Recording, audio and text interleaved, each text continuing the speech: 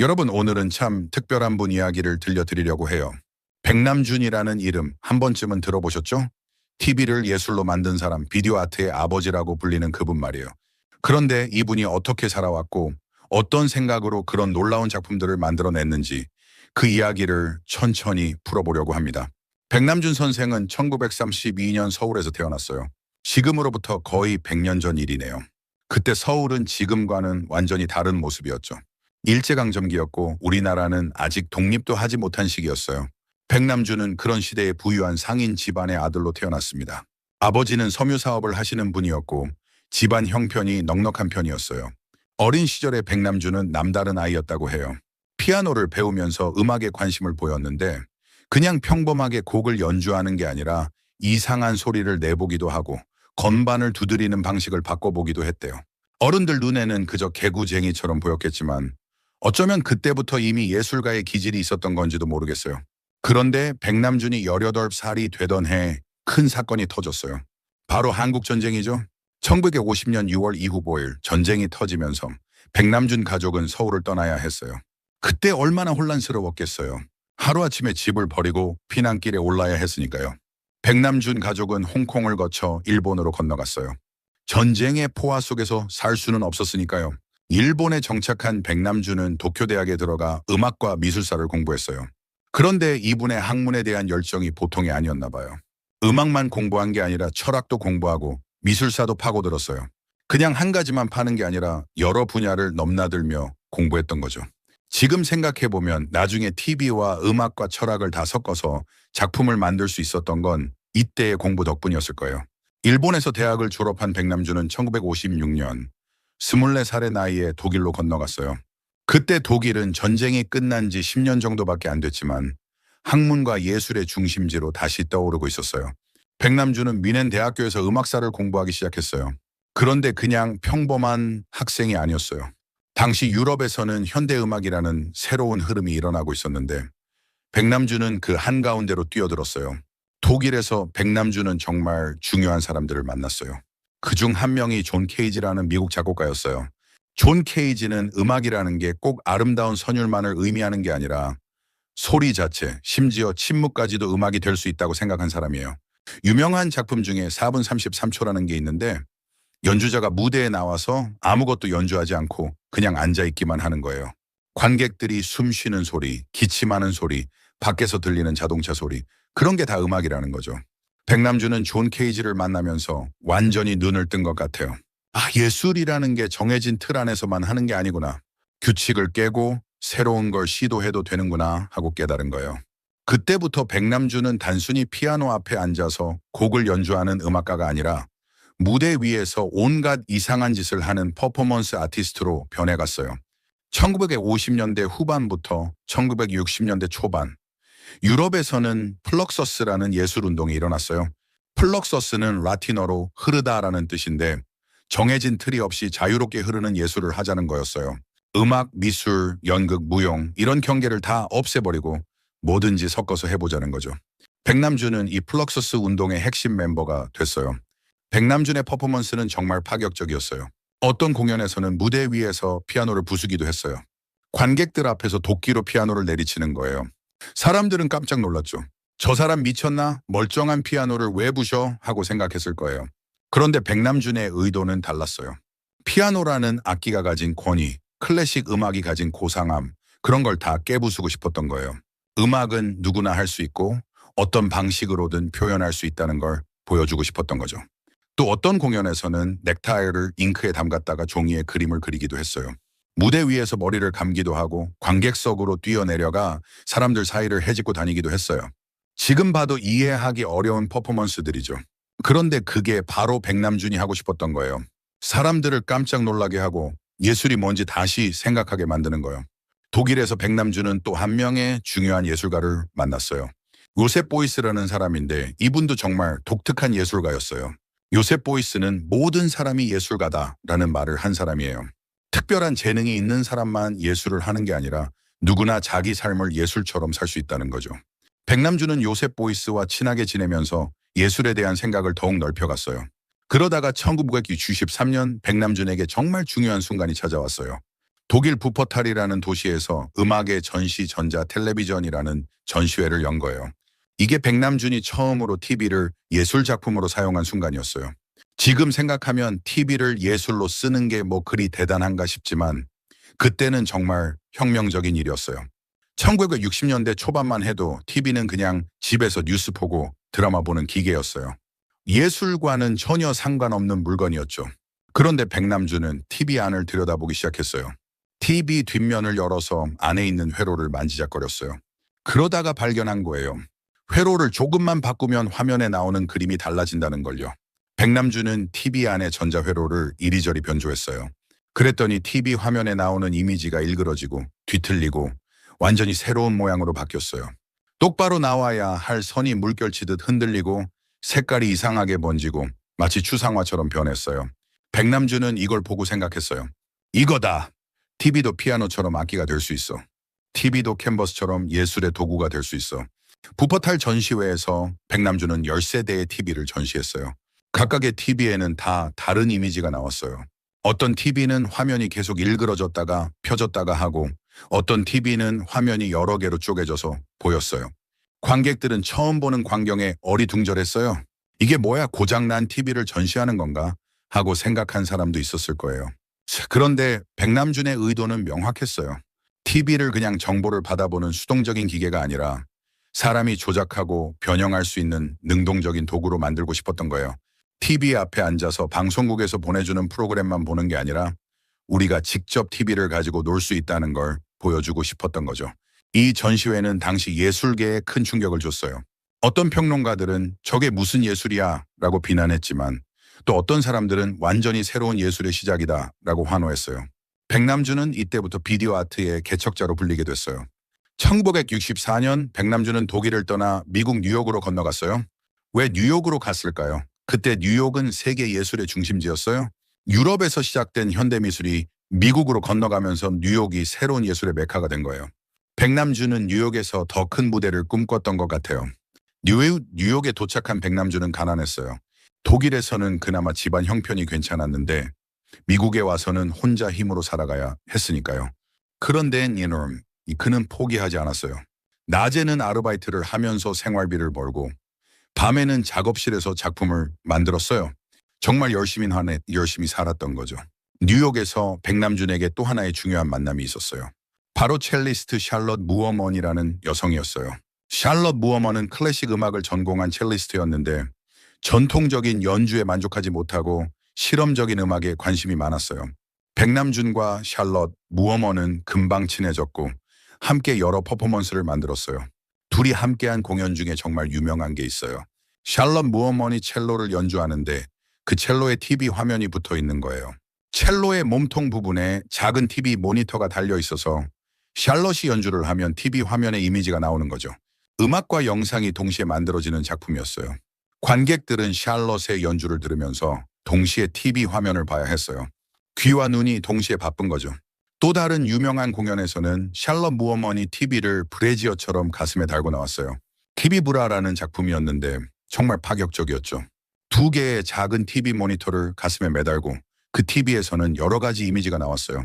이 공연 때문에 백남준과 샬럿 무어먼은 경찰에 체포되기도 했어요. 그건 너무 선정적이라는 이유였죠. 그런데 백남준의 의도는 선정적인 게 아니었어요. TV가 인간의 몸과 하나가 될 수 있다는 걸, TV가 단순한 기계가 아니라 우리 삶의 일부가 될 수 있다는 걸 보여주고 싶었던 거예요. 1960년대 중반 백남준에게 또 하나의 기회가 찾아왔어요. 소니라는 일본 전자회사에서 휴대용 비디오 카메라를 새로 출시한 거예요. 지금이야 스마트폰으로 언제든지 동영상을 찍을 수 있지만 그때만 해도 비디오 카메라는 방송국에서나 쓰는 엄청나게 비싼 장비였어요. 그런데 소니에서 일반인도 들고 다닐 수 있는 작은 카메라를 만든 거예요. 백남준은 이 카메라를 보자마자 바로 샀어요. 돈이 많지 않았는데도 무리해서 산 거죠. 그리고 뉴욕 거리로 나갔어요. 마침 그때 교황이 뉴욕을 방문하고 있었어요. 백남준은 교황의 행렬을 비디오 카메라로 찍었어요. 그리고 그날 저녁 한 카페에서 방금 찍은 영상을 상영했어요. 이게 얼마나 혁명적인 일이었는지 아세요? 그때까지는 뉴스 영상이라는 건 방송국에서만 만들 수 있었어요. 전문 카메라맨이 찍고 편집실에서 편집하고 방송국에서 내보내는 거였죠. 그런데 백남준은 혼자서 찍고 혼자서 상영했어요. 방송국 없이도 영상을 만들고 보여줄 수 있다는 걸 증명한 거예요. 이게 바로 오늘날 우리가 유튜브에 영상을 올리는 것의 시작이라고 할 수 있어요. 백남준은 이때부터 비디오를 본격적으로 작품에 사용하기 시작했어요. 카메라로 여러 가지 것들을 찍었어요. 뉴욕 거리의 모습, 사람들의 얼굴, 하늘, 나무 뭐든지 찍었어요. 그리고 그 영상을 편집하고 변형해서 작품으로 만들었어요. 화면을 거꾸로 뒤집기도 하고 여러 영상을 겹쳐서 보여주기도 하고 빨리 감기나 느리게 하기도 했어요. 1960년대 후반 백남준은 일본 엔지니어 아베 슈야라는 사람과 함께 중요한 장비를 개발했어요. 바로 비디오 신시사이저예요. 신시사이저라고 하면 보통 음악에서 쓰는 전자악기를 떠올리시죠. 건반을 누르면 여러 가지 소리가 나는 그 악기요. 백남준과 아베 슈야가 만든 비디오 신시사이저는 비슷한데 소리 대신 영상이 나오는 거예요. 비디오 신시사이저에는 건반이 달려 있었어요. 백남준이 건반을 누르면 TV 화면의 색깔이 바뀌었어요. 다른 건반을 누르면 화면의 모양이 변했어요. 마치 피아노를 치듯이 영상을 연주할 수 있게 된 거예요. 이건 정말 획기적인 발명이었어요. 영상을 만드는 게 음악을 만드는 것만큼 자유로워진 거니까요. 백남준은 이 비디오 신시사이저를 가지고 여러 작품을 만들었어요. 화면에 형형색색의 이미지가 춤을 추듯 움직이는 영상들이었어요. 마치 추상화가 살아 움직이는 것 같았죠. 사람들은 이런 영상을 본 적이 없었어요. TV에서는 항상 뉴스나 드라마, 영화 같은 걸 보여줬는데 백남준의 작품은 완전히 달랐어요. 의미나 이야기가 있는 게 아니라 그냥 색깔과 모양이 변화하는 걸 보여줬어요. 어떤 사람들은 이게 뭐야 하고 고개를 갸우뚱했지만 또 어떤 사람들은 정말 아름답다고 감탄했어요. 1970년대에 들어서면서 백남준의 작품 세계는 또 한 번 변화했어요. 이제는 한두 대의 TV를 가지고 작업하는 게 아니라 수십 대, 수백 대의 TV를 사용하기 시작한 거예요. TV들을 쌓아 올려 거대한 조각 작품을 만들었어요. 이걸 설치 미술이라고 하는데 미술관이나 갤러리 공간 전체를 하나의 작품으로 만드는 거예요. 백남준의 대표작 중 하나가 TV 부처예요. 예치아볼 이 작품은 참 재미있어요. 부처상 하나가 앉아있고 그 앞에 TV가 놓여 있어요. 그리고 부처상을 비디오 카메라로 찍어서 그 영상을 TV에 보여주는 거예요. 그러니까 부처가 TV 화면 속에 자기 모습을 보고 있는 셈이죠. 이 작품에는 깊은 의미가 담겨 있어요. 부처는 고대의 상징이고 TV는 현대의 상징이에요. 과거와 현재가 마주 보고 있는 거죠. 그리고 부처가 자기 자신을 바라보는 것처럼 우리도 TV를 통해 우리 자신을 바라보게 된다는 의미도 있어요. TV가 단순히 외부 세계를 보여주는 창문이 아니라 우리 자신을 비추는 거울이 될 수도 있다는 거예요. 또 다른 유명한 작품으로 TV 정원이 있어요. 이건 정말 예쁜 작품이에요. 실제 식물들 사이사이에 TV를 놓아둔 거예요. 흙과 나무와 풀 사이에 TV 모니터들이 박혀 있는 거죠. TV 화면에는 자연 풍경이나 추상적인 이미지가 나와요. 자연과 기술이 함께 어우러진 정원인 셈이죠. 백남준은 이 작품을 통해 자연과 기술이 대립하는 게 아니라 조화를 이룰 수 있다고 말하고 싶었던 것 같아요. 많은 사람들이 기술이 발전하면 자연이 파괴된다고 걱정하잖아요. 그런데 백남준은 기술도 자연의 일부가 될 수 있어 라고 말하는 거예요. TV도 나무나 꽃처럼 우리 삶에 자연스럽게 들어올 수 있다는 거죠. 달은 가장 오래된 TV다라는 작품도 있어요. 이 작품에서 백남준은 여러 대의 TV를 원형으로 배치했어요. 마치 보름달처럼요. TV 화면에는 달의 이미지가 나와요. 제목도 재미있죠. 생각해보면 맞는 말이에요. 옛날 사람들은 TV가 없었으니까 하늘의 달을 보면서 이야기를 나누고 상상을 했잖아요. 달이 바로 자연이 만든 TV였던 셈이죠. 백남준의 작품에는 항상 이런 철학적인 생각이 담겨 있어요. 그냥 TV를 쌓아놓고 이게 작품이에요 하는 게 아니라 TV와 인간 기술과 자연, 과거와 미래에 대해 깊이 고민한 흔적이 보여요. 그래서 백남준의 작품은 단순히 눈으로 보는 것 이상의 의미가 있는 거예요. 1970년대와 80년대 백남준은 점점 더 유명해졌어요. 세계 각국의 미술관에서 전시회 초청이 들어왔어요. 뉴욕뿐만 아니라 파리, 런던, 도쿄 여러 도시에서 백남준의 작품을 보고 싶어 했어요. 백남준은 전 세계를 돌아다니며 전시를 열었어요. 그런데 나이가 들면서 건강이 좀 나빠졌어요. 그래도 작업을 멈추지 않았어요. 예술이 곧 자기 삶이었으니까요. 1984년 백남준은 정말 획기적인 프로젝트를 진행했어요. 굿모닝 미스터 오웰이라는 위성 생중계 프로젝트였어요. 이게 얼마나 대단한 일이었는지 설명해 드릴게요.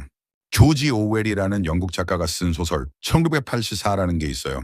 이 소설에서는 1984년의 미래 세계를 그렸는데 TV를 통해 정부가 국민들을 감시하는 암울한 세상이었어요.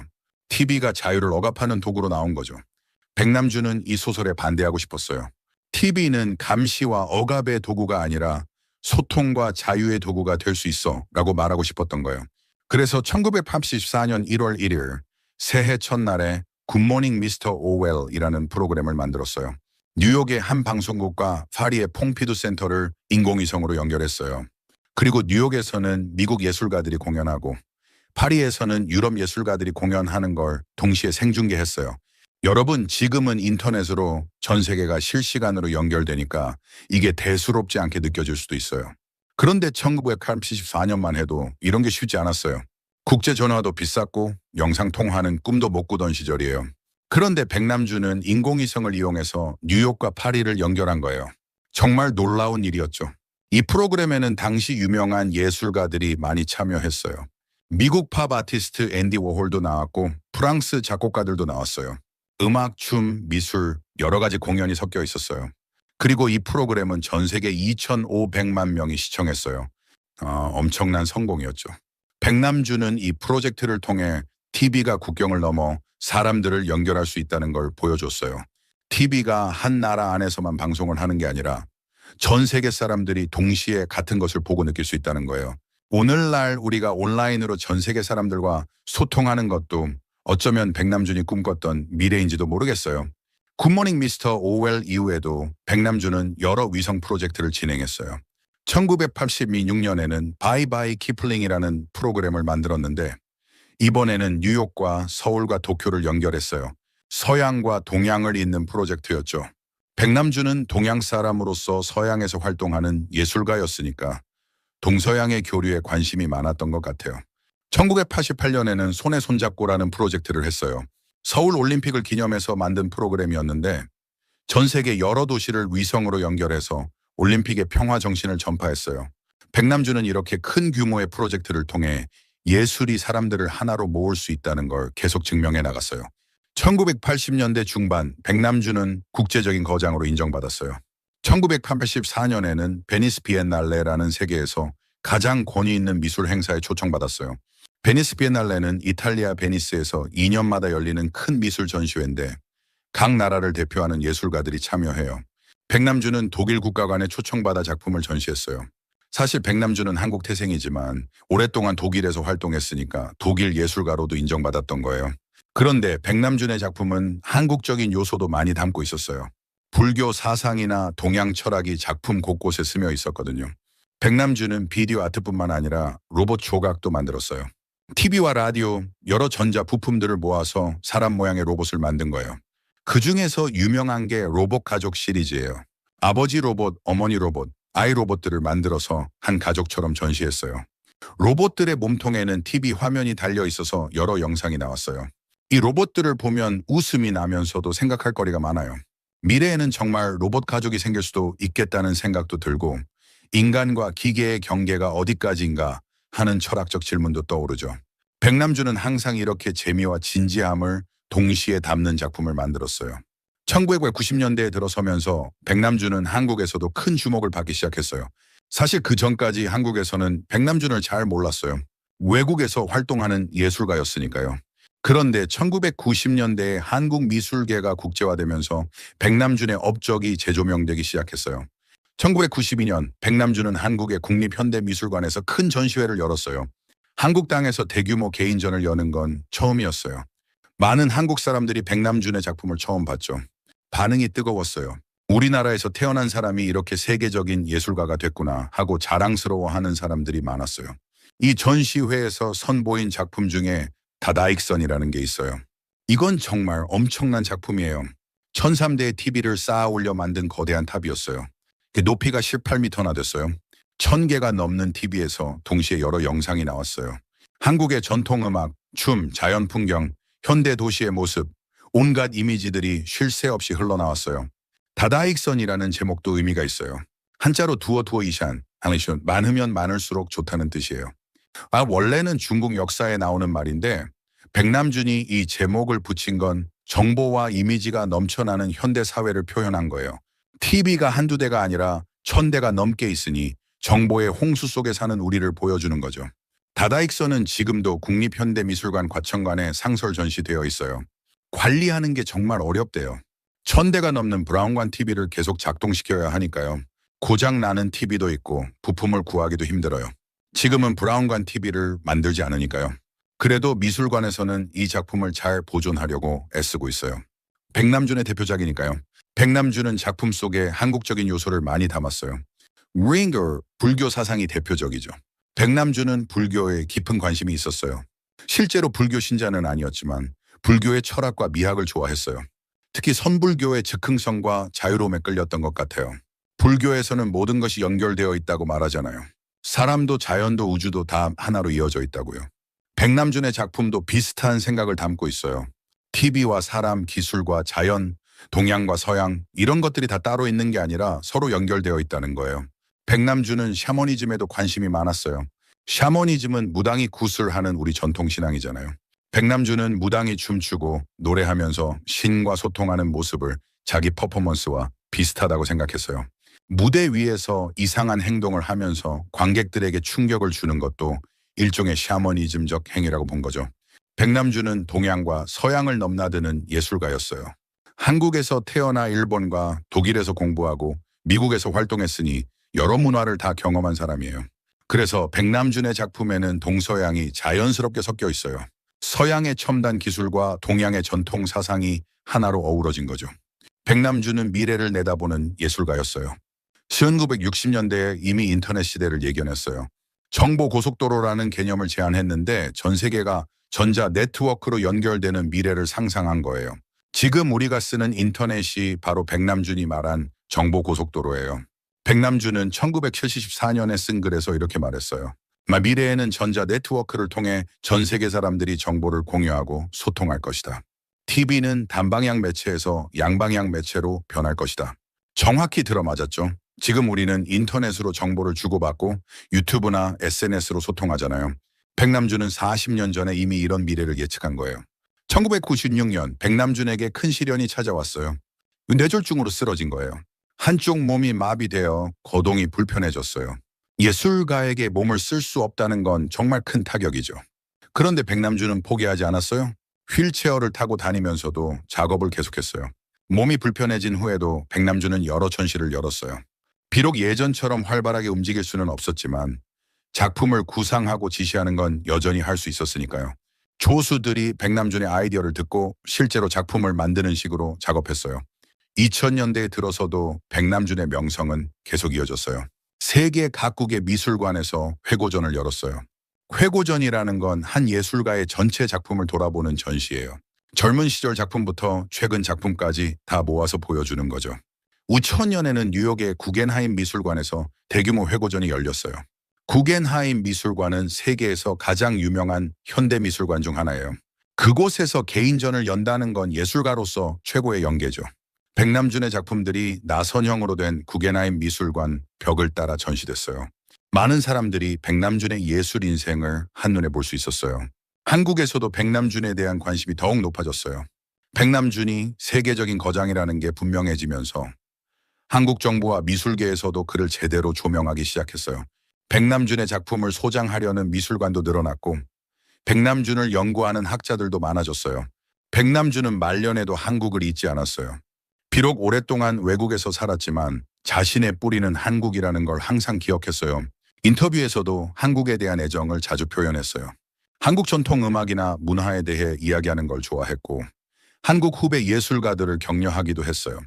2005년 백남준은 마지막으로 큰 전시회를 열었어요. 독일 베를린의 도이체 구겐하임 미술관에서였어요. 건강이 많이 안 좋았지만 전시 개막식에 참석하려고 애썼어요. 휠체어를 타고 나와서 사람들에게 인사했어요. 그때 백남준의 모습을 본 사람들은 가슴이 뭉클했다고 해요. 평생 예술에 바친 노장의 모습이었으니까요. 2006년 1월 29일 백남준은 미국 플로리다 마이애미의 자택에서 73세를 일기로 세상을 떠났어요. 겨울철에 따뜻한 플로리다에서 요양하던 중이었어요. 백남준의 부고 소식이 전해지자 전 세계 예술계가 애도했어요. 각국의 신문과 방송에서 백남준의 생애와 업적을 다뤘어요. 한국에서도 많은 사람들이 슬퍼했어요. 비록 생전에 한국에서 오래 살지는 않았지만 한국이 낳은 세계적인 예술가였으니까요. 국립현대미술관에서는 추모 전시회를 열었고 여러 문화 행사에서 백남준을 기렸어요. 백남준이 떠난 후 그의 유산을 보존하고 기리기 위한 노력들이 계속됐어요. 2008년에는 경기도 용인에 백남준 아트센터가 개관했어요. 백남준의 이름을 딴 미술관이 한국에 생긴 거예요. 이 미술관에는 백남준의 작품들이 상설 전시되어 있고 백남준의 생애와 예술 세계를 연구하는 곳이기도 해요. 백남준 아트센터에 가면 백남준의 여러 작품들을 볼 수 있어요. TV 정원 같은 유명한 작품도 있고 백남준이 쓰던 물건들, 편지, 사진 같은 자료들도 전시되어 있어요. 백남준이 어떤 생각을 하며 작품을 만들었는지, 어떤 삶을 살았는지 알 수 있는 공간이에요. 백남준 아트센터에서는 백남준의 정신을 이어받아 새로운 미디어 아트를 전시하기도 해요. 젊은 작가들이 비디오나 디지털 기술을 이용해 만든 작품들을 소개하는 거죠. 백남준이 개척한 길을 따라 새로운 예술가들이 계속 나아가고 있는 거예요. 백남준의 영향은 정말 커요. 오늘날 미디어 아트라는 장르 자체가 백남준으로부터 시작됐다고 해도 과언이 아니에요.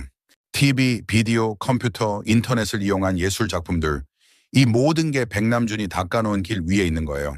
세계 곳곳의 미술관에서 백남준의 작품을 소장하고 있어요. 뉴욕 현대미술관, 런던 테이트 모던, 파리 퐁피두 센터 같은 유명한 미술관들이죠. 백남준의 작품 가격도 엄청나게 올랐어요. 경매에서 수억 원, 수십억 원에 거래되기도 해요. 그런데 백남준의 진짜 유산은 돈으로 환산할 수 없는 거예요. 백남준이 우리에게 남긴 건 작품만이 아니라 새로운 시각이에요. 기술을 바라보는 시각, 예술을 바라보는 시각, 미래를 바라보는 시각이죠. 백남준 이전에 사람들은 TV를 그저 오락이나 정보를 얻는 도구로만 생각했어요. 그런데 백남준은 TV도 예술이 될 수 있다는 걸 보여줬어요. TV가 단순한 기계가 아니라 창조적인 표현의 도구가 될 수 있다는 거죠. 이건 정말 혁명적인 생각이었어요. 그리고 백남준은 예술의 경계를 넓혔어요. 예술이 꼭 그림이나 조각만을 의미하는 게 아니라 소리도 될 수 있고 빛도 될 수 있고 움직임도 될 수 있다는 걸 보여줬어요.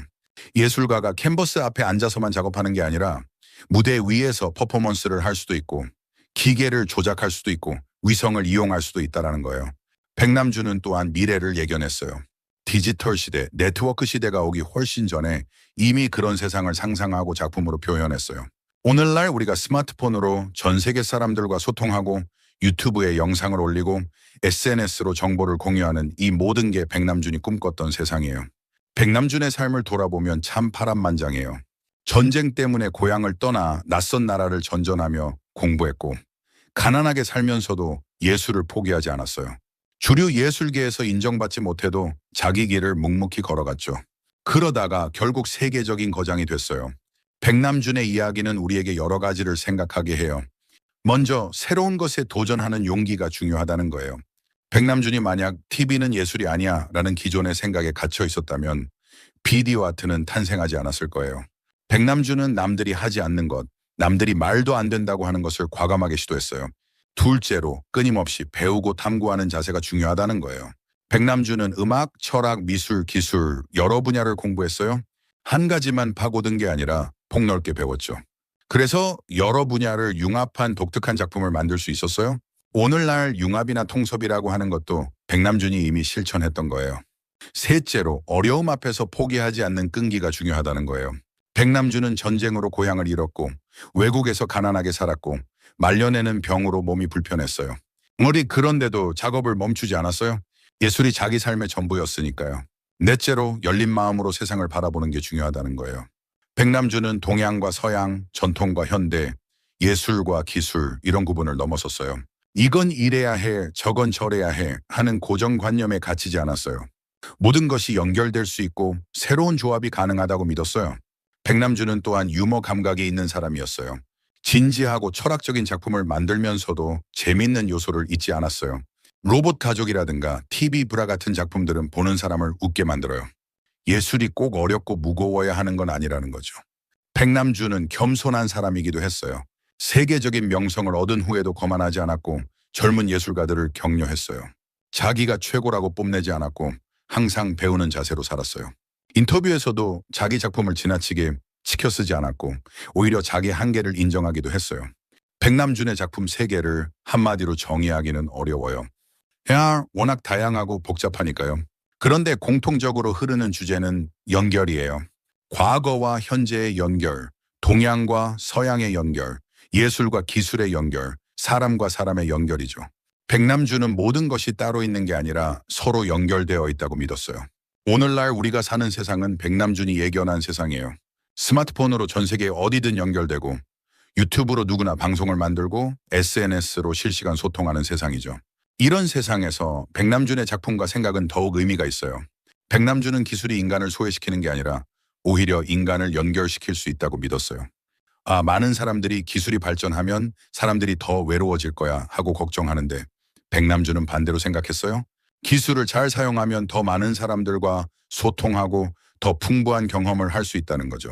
물론 백남준의 낙관이 항상 맞는 건 아니에요. 오늘날 우리는 기술의 부작용도 많이 보고 있으니까요. SNS 중독, 가짜뉴스, 개인정보 침해 이런 문제들이 있죠. 그런데 백남준이라면 이렇게 말했을 것 같아요. 문제는 기술 자체가 아니라 우리가 기술을 어떻게 사용하느냐예요. 창조적이고 인간적으로 기술을 사용하면 더 나은 세상을 만들 수 있어요. 백남준의 유산은 계속 이어지고 있어요. 전 세계의 많은 예술가들이 백남준의 영향을 받아 미디어 아트를 만들고 있어요. 한국에서도 젊은 작가들이 비디오, 컴퓨터, 인터넷을 이용한 작품들을 선보이고 있어요. 백남준이 뿌린 씨앗이 계속 자라나고 있는 거죠. 백남준 아트센터에서는 매년 백남준상이라는 걸 수여해요. 미디어 아트 분야에서 뛰어난 업적을 이룬 예술가에게 주는 상이에요. 이 상을 받는 건 예술가로서 큰 영예죠.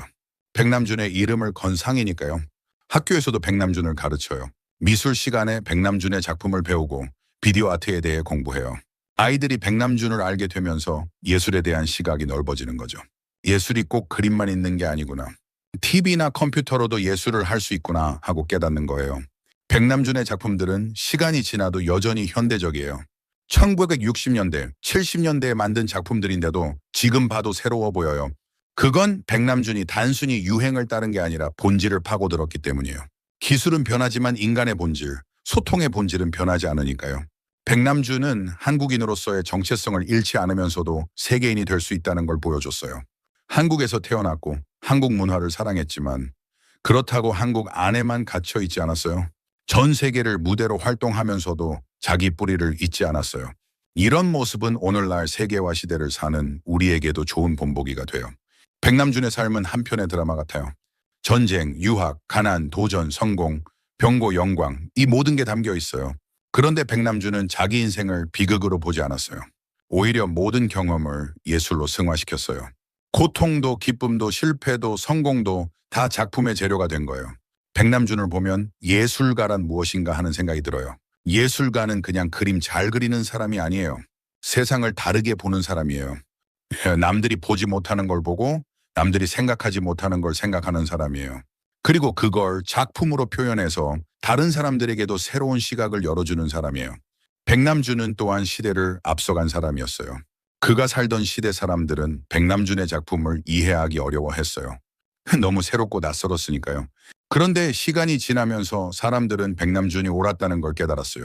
백남준이 보여준 미래가 실제로 현실이 됐으니까요. 요즘 젊은 세대는 태어날 때부터 TV와 컴퓨터, 스마트폰과 함께 자라잖아요. 이런 세대를 디지털 네이티브라고 하는데 백남준은 어떻게 보면 최초의 디지털 네이티브 예술가였어요. 디지털 기술이 본격적으로 나오기 전부터 이미 디지털적 사고를 하고 있었으니까요. 백남준의 예술 철학 중에 기술은 예술을 위해 존재한다는 말이 있어요. 많은 사람들이 예술이 기술을 따라가야 한다고 생각하는데 백남준은 거꾸로 본 거예요. 기술이 아무리 발전해도 결국 중요한 건 그 기술로 무엇을 표현하느냐, 어떤 의미를 담느냐는 거죠. 백남준은 기술 자체에 매몰되지 않았어요. TV를 사용했지만 TV 매니아는 아니었고 컴퓨터를 사용했지만 컴퓨터 전문가는 아니었어요. 기술은 그냥 도구였을 뿐이에요. 중요한 건 그 도구를 가지고 무슨 이야기를 하느냐, 어떤 감동을 주느냐였어요. 백남준의 작품을 보면 따뜻함이 느껴져요. 첨단 기술을 사용했지만 차갑지 않아요. 인간에 대한 애정, 세상에 대한 사랑이 담겨 있어요. TV 정원을 보면 기계와 자연이 조화롭게 어우러져 있고 로봇 가족을 보면 로봇 세계에서도 가족의 정을 느낄 수 있어요. 백남준은 평생 실험을 멈추지 않은 사람이었어요. 한 가지 스타일을 정해놓고 그것만 반복하지 않았어요. 계속 새로운 걸 시도했고 계속 변화했어요. 어떤 작가들은 성공한 스타일을 계속 반복하는데 백남준은 달랐어요. 성공했어도 만족하지 않고 또 새로운 도전을 했어요. 백남준의 작업 방식도 독특했어요. 혼자 작업실에 틀어박혀 작업하는 게 아니라 여러 사람들과 협업했어요.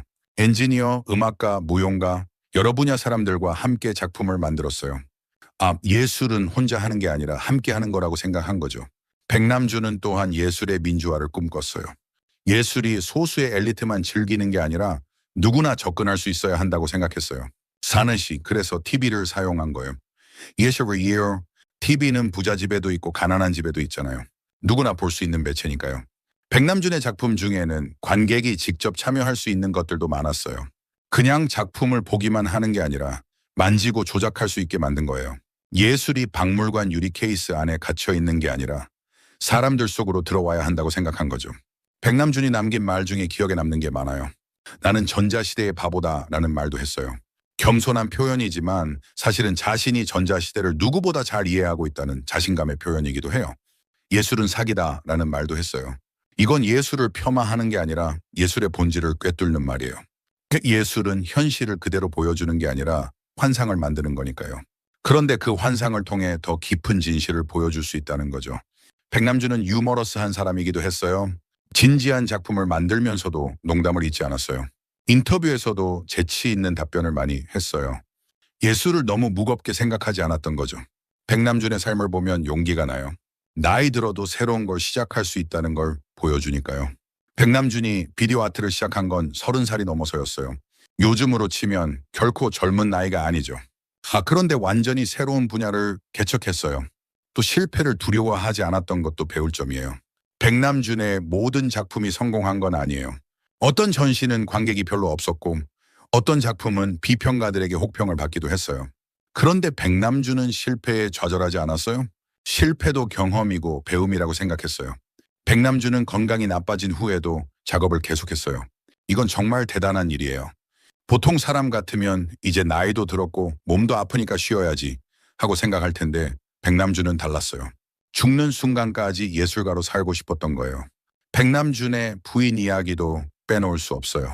구보타 시게코라는 일본인 예술가였는데 백남준과 함께 많은 작품을 만들었어요. 둘은 예술적 동반자이자 인생의 동반자였어요. 구보타 시게코도 비디오 아트를 하는 작가였는데 백남준과 비슷하면서도 다른 스타일의 작품을 만들었어요. 백남준이 병으로 쓰러진 후 구보타 시게코가 많이 돌봐줬어요. 백남준이 작업을 계속할 수 있었던 건 구보타의 헌신 덕분이기도 해요. 둘은 서로를 이해하고 지지하는 진정한 파트너였어요. 백남준의 유품 중에는 수많은 스케치와 메모가 있어요. 백남준은 아이디어가 떠오르면 바로 적어두는 습관이 있었대요. 식당 냅킨에도 그림을 그리고 전화번호부 여백에도 메모를 했어요. 그런 자료들을 보면 백남준이 얼마나 끊임없이 생각하고 상상했는지 알 수 있어요. 백남준 아트센터에서는 그런 자료들을 잘 보존하고 있어요. 학자들이 연구할 수 있도록 아카이브를 만들었고 일반인들도 볼 수 있도록 일부를 전시하고 있어요. 백남준의 생각의 과정을 엿볼 수 있는 귀중한 자료들이에요. 백남준에 대한 책도 많이 나왔어요. 전기, 작품집, 연구서 여러 종류가 있어요. 백남준 본인이 쓴 글도 있고 다른 사람들이 백남준에 대해 쓴 글도 있어요. 백남준을 더 깊이 알고 싶으면 그런 책들을 읽어보는 것도 좋아요. 다큐멘터리도 여러 편 만들어졌어요. 백남준의 삶과 작품을 다룬 영상들이에요. 백남준이 직접 인터뷰하는 장면도 있고 작업하는 모습도 담겨 있어요. 백남준의 목소리를 직접 들을 수 있어서 더 생생해요. 백남준은 세계 곳곳에 흔적을 남겼어요. 한국의 백남준 아트센터는 물론이고 독일 부퍼탈에도 백남준을 기리는 장소가 있어요. 백남준이 처음으로 TV를 예술로 사용했던 그곳에 기념 표지판이 세워져 있어요. 뉴욕에도 백남준의 흔적이 많아요. 백남준이 살았던 아파트, 작업했던 스튜디오, 자주 갔던 카페 이런 곳들이 아직 남아있어요. 백남준을 사랑하는 사람들이 찾아가서 그의 발자취를 더듬어 보곤 해요. 백남준이 떠난 지 벌써 10몇 년이 지났지만 그의 예술은 여전히 살아있어요. 시대가 변해도 백남준의 작품은 여전히 사람들에게 영감을 주고 감동을 주고 생각할 거리를 줘요. 진정한 예술은 시간을 초월한다는 걸 백남준이 증명하고 있는 거예요. 백남준을 한마디로 정의하기는 어려워요. 예술가, 사상가, 예언자, 실험가, 성우자 여러 가지 단어로 불릴 수 있어요. 그런데 백남준 자신은 아마 이렇게 말했을 것 같아요. 나는 그냥 재밌는 걸 하고 싶었던 사람이에요. 백남준의 이야기를 하다 보니 참 길어졌네요. 그런데 이렇게 길게 이야기해도 백남준의 모든 것을 다 담을 수는 없어요. 백남준의 작품과 생각은 그만큼 깊고 넓으니까요. 여러분도 기회가 되면 백남준 아트센터나 국립현대미술관에 가서 백남준의 작품을 직접 보시면 좋겠어요. 사진이나 영상으로 보는 것과 직접 보는 건 완전히 달라요. 특히 TV 정원이나 다다익선 같은 작품은 실제로 보면 정말 압도적이에요. 백남준의 작품 앞에 서면 여러 가지 생각이 들 거예요. 예술이 뭘까? 기술과 인간의 관계는 뭘까? 미래는 어떻게 될까? 이런 질문들이요. 백남준의 작품은 답을 주기보다 질문을 던지는 작품이에요. 그리고 각자가 자기만의 답을 찾아가는 거죠. 백남준은 우리에게 이렇게 말하는 것 같아요. 두려워하지 마세요. 새로운 것을 시도하세요. 실패해도 괜찮아요. 중요한 건 계속 도전하는 거예요. 기술을 무서워하지 말고 기술을 가지고 놀아보세요. 기술도 우리 친구가 될 수 있어요. 그리고 항상 호기심을 잃지 마세요. 호기심이 있으면 늙지 않아요. 백남준의 삶은 도전의 연속이었어요. 편한 길을 택하지 않고 항상 험한 길을 갔어요. 그런데 그 험한 길 끝에서 아름다운 풍경을 발견했어요. 그리고 그 풍경을 우리에게 보여줬어요. 오늘날 우리가 당연하게 생각하는 많은 것들, 스마트폰으로 영상을 찍어 올리고 화상통화로 멀리 있는 사람과 얼굴을 보며 이야기하고 인터넷으로 전 세계 정보를 찾아보는 이 모든 것들이 백남준이 꿈꿨던 세상이에요. 백남준은 떠났지만 그의 정신은 살아있어요. 새로운 것에 도전하는 예술가들, 기술을 창조적으로 사용하는 사람들, 미래를 꿈꾸는 모든 이들 속에 백남준의 정신이 살아 숨쉬고 있어요. 여러분도 백남준처럼 살아보면 어떨까요? 나이나 환경을 핑계대지 말고 하고 싶은 걸 해보는 거예요. 이 남들이 뭐라 해도 자기 길을 가는 거예요. 실패해도 좌절하지 않고 다시 일어서는 거예요. 그렇게 살다 보면 어느새 자기만의 예술, 자기만의 길을 만들어가게 될 거예요. 백남준은 한국이 낳은 위대한 예술가예요. 우리가 자랑스러워해야 할 분이에요. 그런데 동시에 백남준은 한국만의 예술가가 아니에요. 전 세계 사람들의 예술가예요. 국적을 넘어, 시대를 넘어 모든 사람들에게 영감을 주는 예술가예요. 백남준의 이야기는 계속될 거예요. 앞으로도 많은 사람들이 백남준에 대해 이야기하고 백남준의 작품을 연구하고 백남준으로부터 배울 거예요. 백남준이 시작한 여정은 끝나지 않았어요. 우리가 그 여정을 이어가고 있어요. 오늘 백남준에 대한 긴 이야기를 들어주셔서 감사해요. 백남준이라는 한 예술가의 삶을 통해 우리는 많은 걸 배울 수 있어요. 도전하는 용기, 새로운 것을 받아들이는 열린 마음, 끝까지 포기하지 않는 끈기, 이런 것들이요. 백남준은 이렇게 말했어요. 미래는 이미 여기 있었어요. 단지 고르게 분배되지 않았을 뿐이에요. 백남준은 미래를 먼저 본 사람이에요. 그리고 그 미래를 작품으로 만들어 우리에게 보여준 사람이에요. 여러분도 각자의 방식으로 미래를 만들어 가시기 바라요. 백남준처럼 큰 예술가가 되지 않아도 괜찮아요. 자기 삶을 예술처럼 살면 돼요. 매일매일을 의미 있게 창조적으로 아름답게 살아가는 거예요. 그게 바로 백남준이 우리에게 전하고 싶었던 메시지가 아닐까 싶어요.